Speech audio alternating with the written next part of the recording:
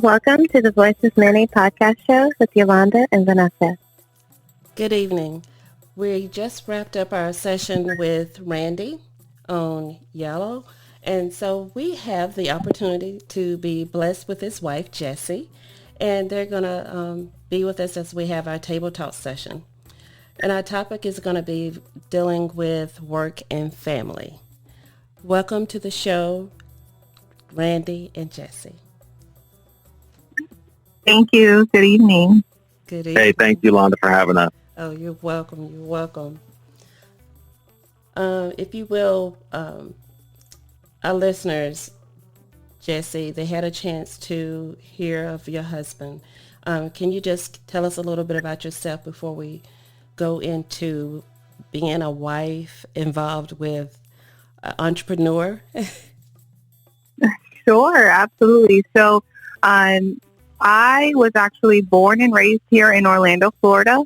My parents are from Puerto Rico and migrated over both around the age of 16. So I'm a native. It's very rare to find that here in Orlando. I am a mom of three. We have three beautiful babies. I have a 10-year-old, a 7, and a 5-year-old. And in the midst of this pandemic, I'm a full-time working mom, and in addition to support to my husband and building this business and working hard for hope, being able to build this empire together to get out of our corporate America jobs and live the dream of an entrepreneur. That's true. That's great. Well, Randy, I know that you was telling us earlier that your wife inspired you. With her inspiration, how is that making your journey with the company successful? Yeah, it's a critical factor in this business. When you're married and you have competing priorities of a family and a full-time job and being a husband, and let's try to start a new business on top of it.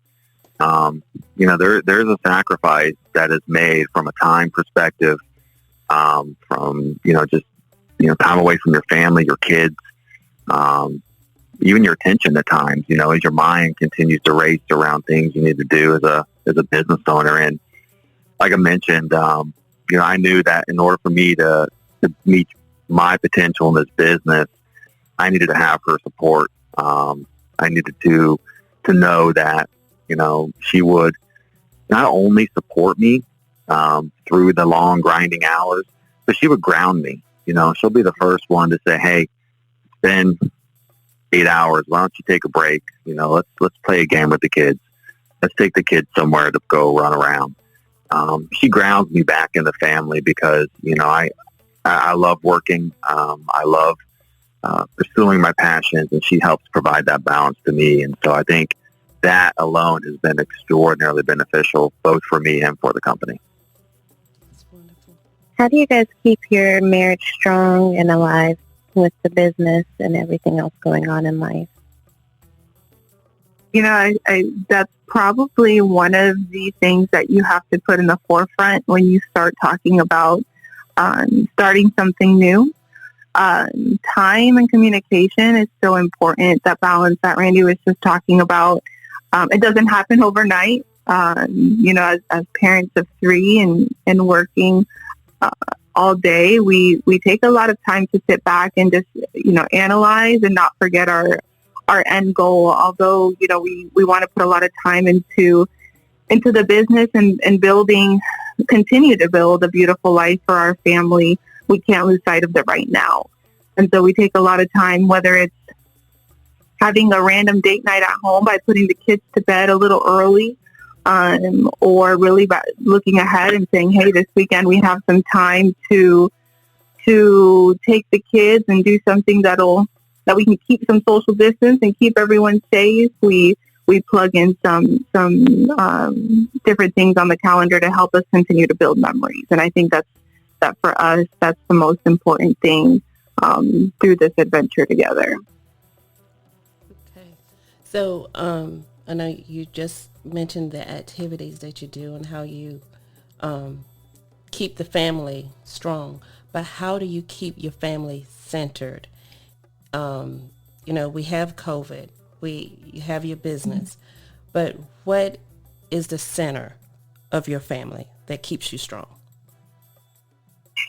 I think it goes down to, our foundation, which is, God, family, and everything else after that. And, we really try to teach our kids to make the right decisions. We talk about things. We talk through things with them, situations, things they see, things they hear. We don't want our kids to live with, a state of fear, but we want them to be careful. We want them to make the right decisions. We want them to follow all the rules, follow the laws, do what they're asked, but be kind and love people for who they are, and see the goodness in everyone. And it's tough as a parent to remain centered because, the world is revolving so quickly around so many different priorities, whether, 2020 pandemic, election, family, business, work. If we don't ground ourselves and stay centered, then it's tough to keep our family centered, our kids centered. And, I can't sit here and say that we've got it figured out, because just like any parent with so much going on, we have a lot of challenges. We have a lot of opportunities to do better every day. And I think that's our goal when you get up every day, is how do we do better?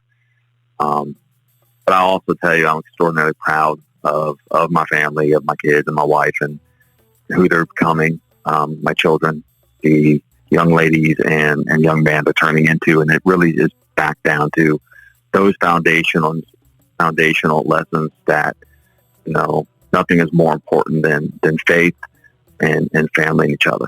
Amen. If I can also add to that, I would say that, a couple years ago, about 4.5 years now, our oldest, our 10-year-old, he had some medical situations come up, and it took some time where we had to take some time away from work, and he had to go through a very invasive surgery, and my job gave me like 1 week off. And it was one of those moments where we kind of looked at each other, we're like, this is not something we want to do forever, because we want to be able to dedicate our time to our family. Everything that we do, we do it for our family. It's a full circle. So any goal that we've set up, whether it's for our marriage, whether it's for our future, whether it's through business, financial planning, we keep our family at the center of every decision we make, because that's really what we're doing it for. And so I would say that for us, that's just truly why we do what we're doing now. And like Randy mentioned, our faith behind it as well, to make sure that hopefully our kids can walk away with that one day in their own family and know that that's the most important thing that they have around them.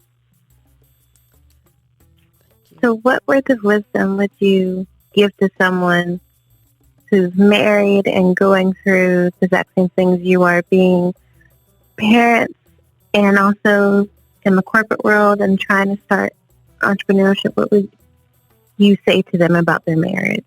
Keep them encouraged. I'll start. I think the best advice I could give is to really let go of your perceptions around what a marriage should be, what a partner should be, what a house should look like, what my kids should be, how they should behave. Let go of that and embrace the uniqueness of every situation. There's no such thing as a perfect family. There's no such thing as a perfect situation. But when you approach everything with love, with a sense of curiosity and understanding, I have found that it provides a whole different level of meaning, of responses that I just wouldn't be able to experience any other way. So just focus on the moment and don't have these preconceptions of what something should be.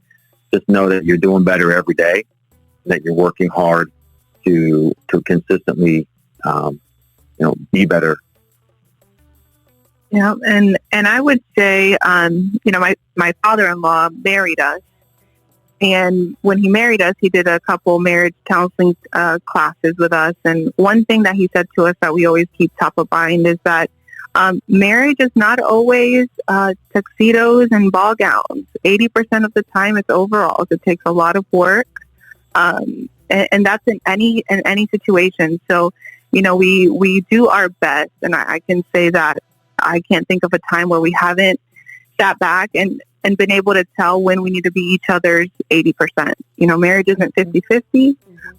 It's not this balanced beam. It's really supporting one another and knowing when one has to kind of fill in for the other in different chapters in our marriage, and whether it's through business ventures or family situations or whatever it may be, just keeping in mind that it's not always 50-50.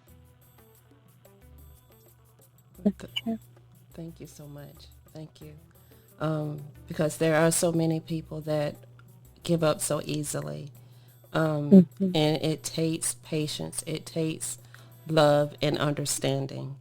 And whenever you're starting a business of any kind and you have a spouse involved, it takes communication, and it takes patience, understanding. It takes everything. And mainly, no matter how many doors may close in your face or people criticize your idea, if the two of you are working together and you have your plan set, continue on and go with it. And we wish you both, all three of you, the very, very best in your success. Thank you so much. Thank you so much for the words of encouragement. It's very, very true. I would just add, for anyone that would think, something is not attainable, don't let fear get in the way of starting something different. I think if we continue to let the fear of failure get in front of us, we would have never taken on this venture. And it's been one of the best decisions that we made, even in the midst of a pandemic. Great. Thank you, Randy. Thank you, Jessie, for being with us. Thank you so much. Thank you both so much for having us. We were honored and appreciate all that you're doing for us and for the community and small businesses. Thank you. You guys are welcome to come back and join us anytime. Thank you so much. Thank you. And to our listeners, thank you for listening to the Voice of Many podcast. If you have any suggestions or questions, please contact us on our many social media web pages. Please don't forget to subscribe to our channel, and we hope to talk to you later.